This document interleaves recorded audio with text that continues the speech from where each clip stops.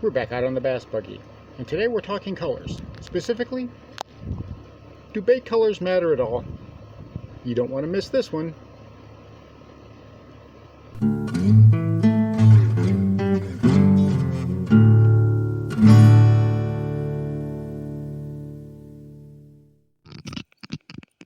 Fishing with a jerk bait. Got that nice little guy right there on a jerk bait. He got it pretty good too. And doing the twitch paws out there. Nice little fish, about a pound. Remember, to celebrate the rapid growth of this channel, the first week of May, I'll be having a subscriber giveaway. So remember to subscribe, hit that notification bell, comment below, and give this video a big thumbs up. Thanks.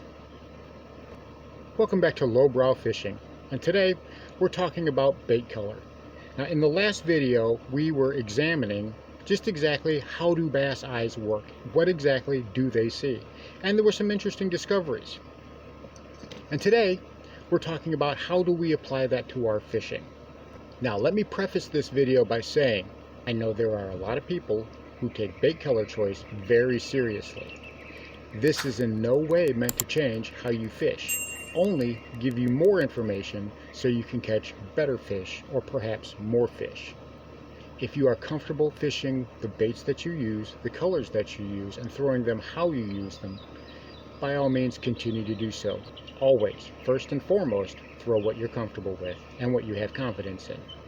But that being said, we've all heard the stories, whether it's ourselves or whether it's somebody else, we're out on the water, we're fishing, and we're not really getting any bites, or we're getting short strikes, or whatever, and then we make the slightest change. We go from a green pumpkin Senko to a watermelon flake Senko. And next thing you know, we're catching them left and right. We're catching 3 and 4 pounders, and we can't keep them in the boat, all because we made that one tiny little color choice. As we all know, color variations are super important to bass. Or, chances are, something else changed. The sun was a little farther down. We were entering shade. The current was a bit differently. We changed how we were throwing the bait. There are so many variables when it comes to fishing bass that we have a whole picture that we need to look at, not just bait color. But some anglers are so fixated with the color of their bait, they want to match the hatch. This is what we've always been told. If you're having a shad spawn in your lake, why, you better make sure you've got the most accurate shad colored baits that you can find. Otherwise, you're going to be missing out. Whether it's this 2.5 KVD square bill or this glide bait in a sexy shad pattern, if you're not throwing the right colors, why, you're just missing out on fish. If the water's clear, hyper-realistic colors. And if the water's stained, we need to go something that's loud and chartreuse. Or possibly even dark like this craw, this black blue flake craw. If we're throwing the wrong colors, such as this cotton candy colored craw, how are we ever to catch a fish? And there he is.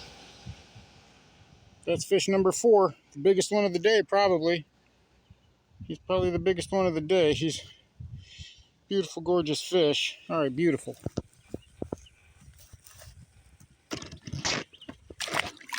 There you go, little buddy.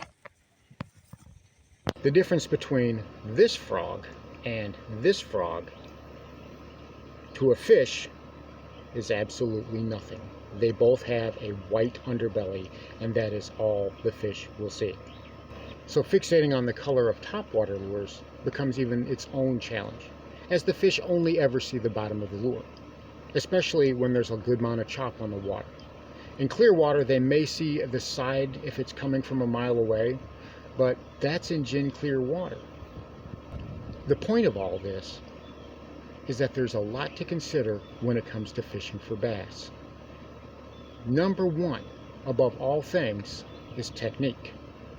You can have the best lures and you can have all the best colors, but if your technique isn't sound, if you're not throwing the right bait for the right situation, then chances are that's where you're missing the fish. Changing colors is not going to fix that. water temperature, the time of year, the position of the sun in the sky, how much wind is on the lake, are we casting into shade, are we casting into sun, what is the current doing, are the fish pre-spawn, are they post-spawn, are they going into their summer pattern, are they going into their fall pattern. These things are all much more important than color, but we become so trapped and fixated on color that we have to have every single variety under the spectrum. And I honestly don't think that's necessary. When I'm thinking of colors as far as bait selections, I keep things very simple. I do hues rather than colors. I have my light colors, which to a bass are all white, shades of white, chartreuse, which we already talked about in the last video. Bass can't see chartreuse. To them it looks white, so you have the whites, you have the chartreuses. Then you have the black colors, which are your blues, because bass can't see the color blue either. So black, blue, those colors are your dark colors. Then you have your greens, your green pumpkins, and your watermelons. Bass can see green just fine, but the color that they can see best, according to the research papers, which I will pin below in the description, red is the best color that bass see. And a lot of the baits that, for me, that get the best bites are the ones that have hints of red on them. Whether it comes that way, or whether I add that red myself by painting the bullet weight, or adding a red glass bead, or just taking some nail polish and putting a little dab of red on there. To me, that little subtle bit of red seems to do wonders. If there's any color choice that I made that to me would affect the outcome more than anything, it would be the hint of red. But even then, the jury's still out on that. I have only started doing that for the past few months. I need much more research to verify what I think is going on with that.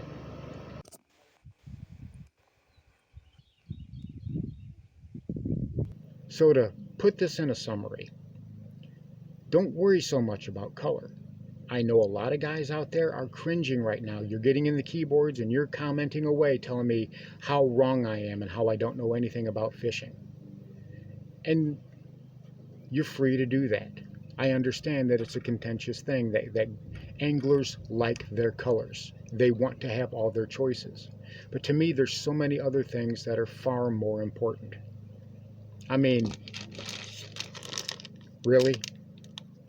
Really? There's guys who swear by these things. Show me a bubblegum colored fish. Show me one. And I'll show you a fish that lives outside a textile mill.